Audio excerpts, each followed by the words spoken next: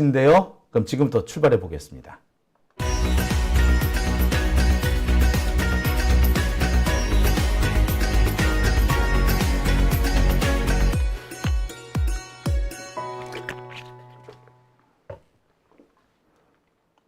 네, 오밤중의 뉴스 함께하고 계신 지금 시각 11시 정각입니다. 자, 첫 번째 주제로 넘어가 보겠습니다. 죄송합니다. 예. 첫 번째 주제 시작한다고 했는데 엉뚱을 눌러버렸네요. 네, 진짜로 첫 번째 주제 시작하겠습니다. 자, 첫 번째 주제는요. 오늘 이재명 대표한테 칼을 휘둘렀던 테러범 김진성의 결심 공판이 열렸습니다. 매번 공판 때마다 이 테러범 김진성은 자신의 행위에 대해서 단 하나도 글쎄 반성하는 기미를 보이지 않았었습니다. 그런데 결심 공판이 되니까 좀 겁이 났나 봐요. 갑자기 좀 약한 모습을 보이기 시작했네요. 좀 한편 역겹다 싶다라는 생각도 많이 듭니다. 참 황당무계하죠. 그런데 문제는 이 황당한 김진성의 태도뿐만이 아닙니다. 검찰과 경찰이 이 테러 사건에 대해서 수사를 제대로 하지 않았을 뿐만 아니라 사건을 은폐하려고 했었다는 의혹이 제기되고 있습니다. 테러범 김진성에게 흉기를 사다 준 사람이 따로 있다는 거죠. 그런 진술이 지금 나왔습니다. 제가 준비한 첫 번째 주제입니다. 검찰의 사건 은폐 의혹. 이재명 대표 테러범에게 흉기를 사준 사람이 따로 있었다. 자, 누군가에게 총을 사준 사람이 있다면 그 사람은 살인죄의 방조범이겠죠. 아니, 살인교사범이라고도 할 수 있죠. 그냥 사줬겠어? 누군가를 죽이라고 사준 거 아니겠어요? 자, 그렇다면 칼을 사준 사람은 뭘까요? 정말 그냥 사줬을까요? 야구 방망이나 야구 글러브도 아니고 말 그대로 등산용 스틱 같은 것도 아니고 칼입니다.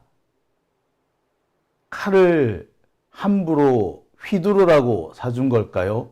왜 사줬을까요? 자, 왜 사줬는지 검찰과 경찰은 수사를 했었어야 되지 않나요? 근데 검찰과 경찰 수사를 안 한 걸까요? 아니면 해놓고도 밝히지 못하는 걸까요? 우리가 이재명 대표 테러에 대한 이 테러 사건, 김진성 테러 사건에 대해서 매번 우리가 많은 얘기를 합니다. 수사가 부실하게 진행이 되었다. 뭔가 이상한 대목이 있다. 계속 말씀을 드렸죠. 김진성의 이 동선을 봐도 좀 이상하고, 김진성이 오랫동안 이 살인 연습을 했다. 근데 그것을 아무도 아는 사람이 없었다. 이 점도 이상합니다. 무엇보다도 이상한 것은 그 범행에 사용된 흉기입니다. 범행에 사용된 흉기는요, 날을 갈았어요. 변형을 시킨 겁니다. 원래는 한쪽 날만 있는데 양쪽 날을 만들었죠. 등산용 칼도 그렇고 대부분 마찬가지입니다. 칼이 한쪽에만 이 날이 서 있으면은요, 이게 깊이 사람을 향해 찔르더라도 깊이 들어가는 일은 잘 없습니다. 자칫했다가 칼을 휘두르는 사람이 오히려 더 다칠 수도 있는 그런 상황이 되지요. 그런데 테러범 김진성이 썼던 칼은 양날이었습니다. 뾰족하게 양날로 갈려져 있는 상황이었죠. 범행 준비를 꽤 오래 했었다는 얘기입니다.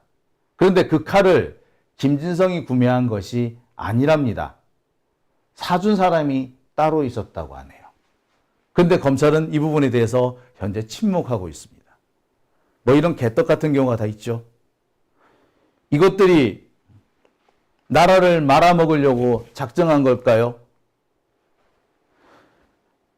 사실 이 사건을 김진성 한 사람의 범행이라고 보기에는 석연치 않은 대목이 한둘이가 아니었습니다. 근데 결국 지금 하나씩 하나씩 그 내막이 드러나기 시작했습니다. 자, 첫 번째 주제. 이재명 대표 테러범에게 흉기를 사준 사람은 따로 있다. 오늘 테러범 김진성에 대한 결심 공판이 열렸습니다. 다음 선고 공판은 7월 5일입니다. 오늘 결심 공판은요, 최후 진술과 구형 이렇게 진행이 됐는데 징역 20년이 구형이 됐고요. 전자발찌 부착 등이 선고됐습니다. 징역 20년을 구형했다는 거 볼 때 아마 법원은 징역 7년 정도를 선고할 가능성이 상당히 높아 보입니다. 공범으로 지목되어 있는 김모 씨 같은 경우에는 징역 3년이 구형이 되었는데 이 경우에는 집행유예 판결이 날 가능성이 높아 보입니다. 사실 검찰이 구형한 내용을 가만히 살펴보면 이 정도를 선고해 주십시오라는 속뜻이 들려요. 솔직히 말씀드리면. 징역 20년을 구형했다는 것은 7년 이상을 선고해 달라는 취지로 읽힙니다. 징역 3년을 선고했다는 것은 집행유예로 풀어주셔도 좋아요 라는 의미로 보는 게 맞을 거예요. 자,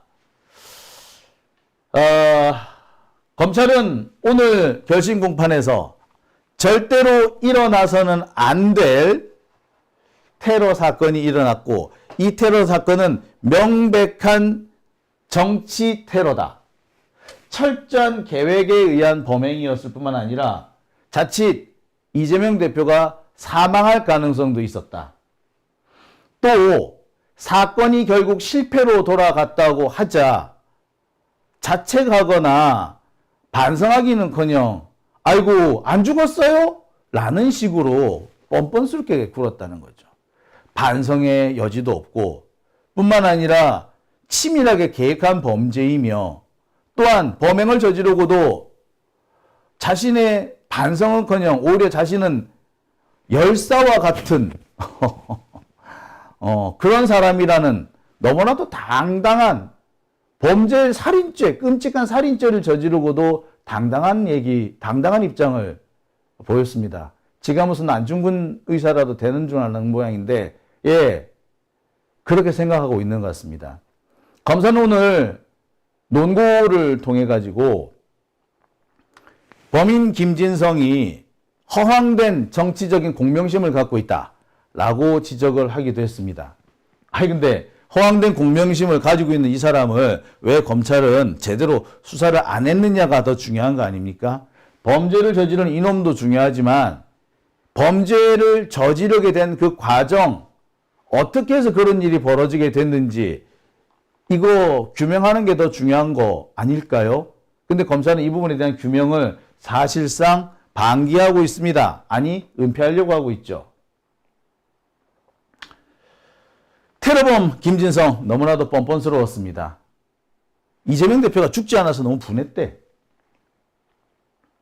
그렇게 어떻게 보면은 당당했던 그리고 너무나 뻔뻔스러웠던 테러범 김진성은 갑자기 오늘 태도가 바뀝니다. 지난 재판까지 내가 뭘 잘못했느냐는 식이었어요. 반성하지 않느냐라는 질문에 뭐 개인적으로는 뭐 라고까지만 하고 자신이 왜 그런 일을 하게 됐느냐, 그런 범행을 저지르게 됐는지에 대해서 너무나도 담담하고 자랑스럽게 얘기를 했습니다. 지난 재판 같은 경우 김진성은 법정에서 이렇게 얘기를 했어요. 지난해 10월 강서 보궐선거가 끝나자 총선에서 민주당이 압승할 거를 예측을 했고 그렇게 될 경우 이재명 대표가 대통령으로 가는, 대선으로 가는 레드카펫이 깔릴 거다라고 생각했다. 그걸 나는 막아야 했다. 개인적으로 미안하지만 후회하지 않는다. 뭐 이런 식으로 말했다고요. 그렇게 뻔뻔스럽던 김진성, 오늘 결심 재판에서는 갑자기 자연인 이재명에게는 미안하다라고 얘기합니다. 참. 뭔데? 장난해? 태도가 막 갑자기 바뀐 거죠. 아마도 중형이 선고될 것 같으니까 주변이나 혹은 변호사들이 말렸겠죠. 김진성은요, 그동안 자신이 왜 범행을 저질렀는지에 대해서 너무나도 당당했습니다. 여기저기 자신의 입장문을 배포해달라고 공범한테 부탁하기도 했죠. 배포해달라고 하는 그 공범이 배포해달라고 하는 그 입장문 중에는 고성국 TV, 극우 유튜버죠. 이번에 KBS 시사 직격 거기 진행자로 들어간 고성국. 그 고성국한테 자신의 범죄를 합리화시켜 달라는 거지. 그래서 입장문을 거기에 보내려고 그랬대. 사실 이걸 살짝 뒤집어 놓고 생각을 해보면요. 고성국 씨는 죽음과 테러를 선동한 사람이나 다름없어요. 자신의 방송을 그렇게 애청하던 사람이 테러를 저질렀다. 근데 그 사람이 KBS 진행자가 된다고요? 거꾸로 만약에 제 방송 장용진 TV를 애청하던 어떤 분이 여당 대표 뭐 한동훈이든 뭐 이런 사람들을 테러하려고 했다. 그러다가 잡혔다. 그런데 장용진한테 보내는 입장문이 있었다. 그러면 저는 어떻게 됐겠습니까? 예, 나는 아무런 상관이 없지만 개작살이 났을 거야. 제가 마치 테러를 선동하고 교사한 것처럼 그렇게 나와서 정치적으로 매장시키려고 했을 겁니다. 근데 똑같은 상황에서 고성국은 왜 더 잘 나가는 거죠? 이런 개떡 같은 경우가 대한민국에서 왜 자꾸 벌어지는 거죠? 참. 자, 그랬던 김진성이 갑자기 오늘 반성 쇼를 합니다. 진짜 역겹죠. 구치소에서 많은 생각을 했답니다. 정치적인 입장에는 변함이 없지만 자연인으로는 이재명이 돼서 미안하게 생각한대요. 그리고 법치와 판사를 믿고 더 인내하고 기다려야 되는데 그러지 못했다는 걸 죄송하게 생각한다. 뭐 이렇게 얘기를 합니다. 근데 자신의 범행이 잘못된 것이라는 것에 그에 대해서는 한마디도 얘기를 안 해요. 반성을 하는 게 아니라 반성하는 척 하는 거죠. 더러운 새치 혓바닥으로 반성이라는 요건을 채우려고 쇼를 하고 있는 겁니다. 반성이라고 하려면 자신의 행동에 대해서 반성하는 거잖아. 누군가를 죽이려 했다라는 거. 내가 누군가를 죽이려 한 것은 잘못된 행동이었다. 내 판단이 틀렸다. 내가 왜 그런 생각을 해야 되는지 지금 처절하게 반성하고 있다. 이렇게 말해야 정상이지. 자연인 이재명한테는 미안하다. 그 가족들한테도 미안하다. 요딴 얘기는 반성하지 않는다는 것을 우회적으로 말하는 거예요. 이거를 최후 진술이라고 떠버리고 있습니다. 개새끼지 뭐. 이런 사람을 보고 개새끼라 그러지 뭐. 자, 감형을 노린 교활한 사과 연극이라고 해도 과언은 아닙니다. 자, 그런데 말입니다. 문제는 이 김진성한테만 있는 게 아니죠. 김진성이라는 사람은 원래 개전의 정이 없죠. 바뀔 수 있는 가능성이 그닥 많지 않은 사람입니다. 그렇기 때문에 이 사람한테 뭔가를 바란다는 것 자체가 잘못일 수도 있어요. 그런데 진짜 황당한 것은 검찰과 경찰, 이 수사기관들이 이번 사건을 은폐 축소하려고 했다. 그런 의심이 지금 제기되고 있다는 겁니다. 은폐 조작 의혹이에요. 우리가 늘 얘기했죠. 뭔가 좀 석연치 않다. 많은 부분이 이상하다라 얘기했는데 이제 결국 그 이상한 게 왜 이상했는지 이제 드러난 겁니다. 자, 어떤 게 이상하냐고요? 바로 무기죠. 검찰이 사건을 은폐한 것은 바로 범행 도구입니다. 범행에 쓰인 흉기가 다른 사람이 사준 것이었다. 김진성 본인이 직접 구매한 게 아니라는 겁니다. 알려지기로는 김진성이 인터넷을 통해서 구매한 걸로 되어 있었지만 실제로 확인해 보니까 김진성의 지인, 더 정확하게 말하면 김진성 친누나의 친구, 그러니까 누나 친구, 이 누나 친구가 김진성에게 칼을 사줬다는 겁니다. 자, 이 사실, 칼을 산 사람은 김진성이 아니라 김진성 누나의 친구다. 제3자가 칼을 사줬다. 이 사실은 수사 과정에서 검찰과 경찰이 인지한 걸로 보입니다. 왜냐? 공범 김모 씨에 대한 검찰, 경찰 수사 과정에서 이와 같은 내용이 이 김 씨한테 전해졌다는 겁니다. 김 씨가 알고 있더라는 거예요. 자, 그때까지만 해도 김 씨는 칼을 누가 사줬는지는 몰랐던 모양입니다. 근데 칼 사준 사람이 그 사람이었어 라고 알게 된 거죠. 자, 그런데 여기서 우리가 짚고 넘어갈 대목이 한 가지 더 있습니다. 친구의 누나? 친구의 누나가 갑자기 왜 여기서 튀어나오지? 예, 그럴 만한 이유가 또 있더군요. 뭐냐? 김진성과 김진성의 친누나, 그 다음에 친누나의 친구, 그리고 공범 김모 씨, 이 사람들은요, 고스톱 모임 멤버라고 합니다. 여기 한 명이 더 있는 모양인데, 그래서 총 5명 정도가 고스톱 치는, 같이 모여서 고스톱 치고 그랬대. 가까운 친구였다라는 뜻이지요. 그러니까 함께 고스톱 치면서 시간을 보내던 사람들 중에 한 사람이 칼을 사줬고, 또 한 사람은 김진성의 입장문, 내가 왜 이 범행을 저질렀는지 낱낱이 쓴 입장문을 여기저기 배포하기로 했던 거예요. 그렇다면 이 고스톱 모임은 단순한 고스톱 모임일까요? 아니면 상당히 변질이 된, 그래서 정치적 테러까지 일으킬 수 있는, 겉으로는 고스톱 모임이나 실제로는 무슨 일을 벌일지 모르는 요상한 집단이 요상한 집단으로 변질됐다라고 볼 수밖에 없는 거 아닙니까? 김진성은 그렇게 얘기한대요. 자기가 인터넷으로 살라고 했는데 결제가 안 돼서, 그래서 친누나의 친구가 대신 사줬다는 겁니다. 근데요, 내가 살라고 했는데 결제가 안 돼서 저 사람이 대신 사줬어. 많이 들어본 변명 아닌가요? 우리가 글쎄, 이거 많이 들어본 변명 아닙니까, 솔직히? 예? 대신 사주는 글쎄, 은행 잔고가 떨어졌나? 아니면 갑자기 인터넷이 안 됐나? 왜 갑자기 결제가 안 됐다는 거죠? 결제가 안 되는 뻔한 이유가 있습니다.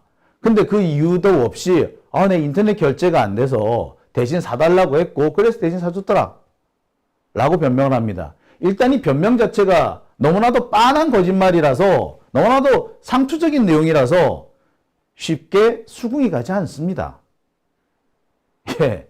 이것부터가 뭐야, 이 개소리도 아니고 말이야. 솔직히 이 말을 법정에서 했다면 판사부터가 저 새끼 장난해? 판사를 바보로 알아? 라고 핀잔을 들었을런지도 몰라요. 더군다나 구입한 제품이 뭡니까? 칼이에요. 언론에서는 등산용 칼이라고 합니다만 제가 볼 때는 이거 거의 군용 대검에 가깝습니다. 스위스 밀리터리 그런 건 것 같더라고. 가격도 10만 원이 넘는 꽤 칼로 보자면 좀 비싼 칼이에요. 근데 이걸 의심 없이 사줬다고? 그런 칼을, 그래서 지가 등산을 갈 것도 아니고 캠핑을 갈 것도 아닌데 그 사람이 그런 칼을 산다고? 의심 없이 사줬어요? 자, 의심 없이 사줬다 치고, 인터넷 결제가 안 돼서 그렇다 치고, 그렇다면 이 사람을 소환해서 조사해야 되지 않습니까? 조사했을까요? 현재까지는 조사했다라는 정황은 없습니다. 왜 수사를 하지 않았을까요? 그렇다면. 자, 너무나도 석연치가 않죠. 여러분 어떻게 보십니까? 이 부분 그냥 넘어가도 되는 대목인가요? 자, 뿐만 아닙니다. 김진성은요, 이 흉기를 구입을 하고 넉 달 동안 칼을 갑니다. 잘 아시다시피. 자, 바로 이 칼이죠. 이 흉기입니다. 이 흉기를 한번 잘 보세요. 원래는요, 이 칼은 이렇게 돼 있는 칼입니다. 이렇게 돼 있는 칼이에요. 이렇게. 그림을 좀 그려서 설명을 드릴까요?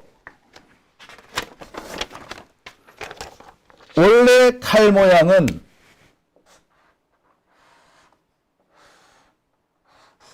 이런 형태의 칼이었습니다. 이런 형태. 이런 형태의 칼이었어요. 자, 여기에서 날은 이쪽으로 날이 서 있죠. 이런 칼은 사실 사람을 찌르더라도 깊이 안 들어갑니다. 여기까지 들어가면 다예요. 이 이상 들어가기 힘듭니다.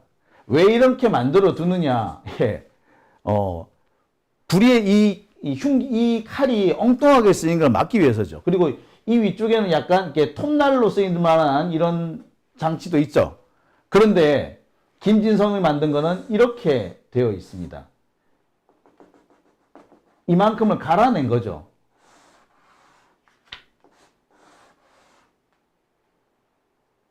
자, 서너 달이 걸렸다고 해요. 자, 과연 칼 사준 사람은 이거 몰랐을까? 몰랐나 진짜? 자, 저는 칼을 사줬으면 그 칼을 어디다 쓰니? 라고 한 번은 물어봤을 것 같아. 그런데 그런 것도 없죠. 아무튼 김진성은 이렇게 칼을 만들어서 양날의 검으로 만들어놔요. 그래서 이게 깊숙이 들어갈 수 있었습니다. 자, 그러면 여기서 하나 짚고 넘어가죠. 이거 어떻게 알았죠? 여러분, 흉기를, 칼을 찔렀을 때 그게 사람 몸에 깊숙이 들어가지 않는다는 거 여러분 혹시 아십니까?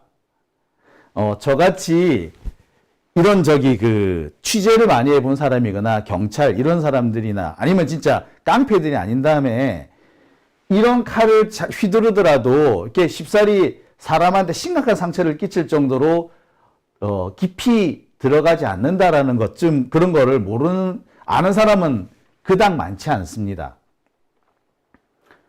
김진성이 이렇게 칼을 갈았다는 거는 한쪽 면에만 칼날이 있어서는 박히지 않는데 깊숙이 들어가지 않는다는 걸 알았다는 얘기죠. 그죠? 그런데 그걸 어떻게 알았을까요? 보통의 사람은 알기 어렵습니다. 그러면 어떻게 알았지? 뿐만 아닙니다. 김진성은요, 키가 크지 않아요. 키가 크지도 않고, 그렇다고 체격이 좋은 사람도 아닙니다. 호리호리해요. 이재명 대표가 키가 큰 편은 아니지만, 김진성 입장에서 보자면은, 눈이 위로 올라가야 돼. 위로 쳐다보게 돼 있거든요. 그런데 정말 정확하게 가장 급소를 골라서 찌릅니다. 이재명 대표의 이 와이셔츠 깃에 있는 와이셔츠 깃을 보강해주는 보강제가 있거든요. 이거 근데 그 보강제가 없었다면 심각한 아니, 진짜 큰일이 났을 거라고 얘기하잖아요. 그러니까 정확하게 급소를 찔렀다는 얘기예요. 그거, 사실 대부분의 사람들은 위해를 끼칠 때 얼굴을 찌르기도 하고요. 목을 찌른 경우에도 이 옆쪽을 찌릅니다. 심한 경우, 조금 좀 독한 사람들은 정면을 찌르는데, 그래서 대부분의 경우는 어떻게 하냐면, 이렇게 성대나 이 숨꼬리 여기가 타격을 입는 경우가 많습니다. 근데 이 사람은 딱 이 옆 라인, 동맥과 정맥이 지나간 이 라인을 딱 찔러요. 말 그대로 여기는 급소예요. 이 급소를 골라서 찌릅니다. 위치가 정말 제가 너무 놀랐습니다. 이거는요, 아는 놈이 찔렀다는 얘기야. 근데 평범한, 부동산 업자가 이런 것까지 안다고요? 자, 많은 부분이 의심이 듭니다. 칼을 다른 사람이 사줬고 또 가장 위험한 급소를 골라서 찔렀고 판매되는 칼을 연삭해서 흉기로 범행에 적합한 형태로 만들었고 이게 과연 혼자서 다 가능한 걸까요? 과연 이게 가능한 걸까요? 한 가지만 의심이 든다면 모르겠는데 지금 벌써 여러 가지가 의심이 듭니다. 당장 칼 다른 사람이 사줬고 칼을 변형을 시키기 위해서 서너 달씩 숫돌로에 갈았고 공격한 지점도 급소만 골라서 찔렀고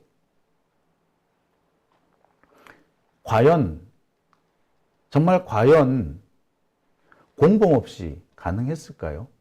자, 이미 공범이 한 명 더 있다는 것이 확인이 된 상황이죠. 칼을 사준 사람은 공범이라고밖에 볼 수 없어요. 근데 그 부분에 대해서 검찰, 경찰은 어느 정도 수사를 했을까요? 이 부분에 대해서 좀 짚고 넘어가야 되지 않을까요? 그리고 친누나와 친누나의 친구, 그리고 또 다른 공범, 그리고 김진성 씨, 이들이 모여있다는 이 고스톱 모임은 과연 어떤 모임이었고, 그들은 어떤 대화를 주고받았던 걸까요? 이에 대해서 왜 검찰, 경찰은 수사하지 않았을까요? 자, 검찰과 경찰은요, 우리 민주진보 진영에 대해서는 탈탈 텁니다. 주변 사람이 스트레스, 어떤 그 사건에 연루된 사람은 물론이고요. 직접 연루되지 않고 단지 그 사람을 안다는 이유만으로 그 사람까지 털리는 경우가 많습니다. 지금 문재인 대통령의 사위건과 관련해서 문 대통령의 딸, 심지어 문 대통령의 딸과 돈 거래를 한 사람까지 다 털리고 심지어 출국까지 정지되어 있는 상태입니다. 그런데 검찰은 왜 이 테러범 김진성 주변은 그냥 놔두는 걸까요? 이거 너무 불공정하지 않습니까? 이거 뭔가 다른 음모가 있는 거 아닐까요?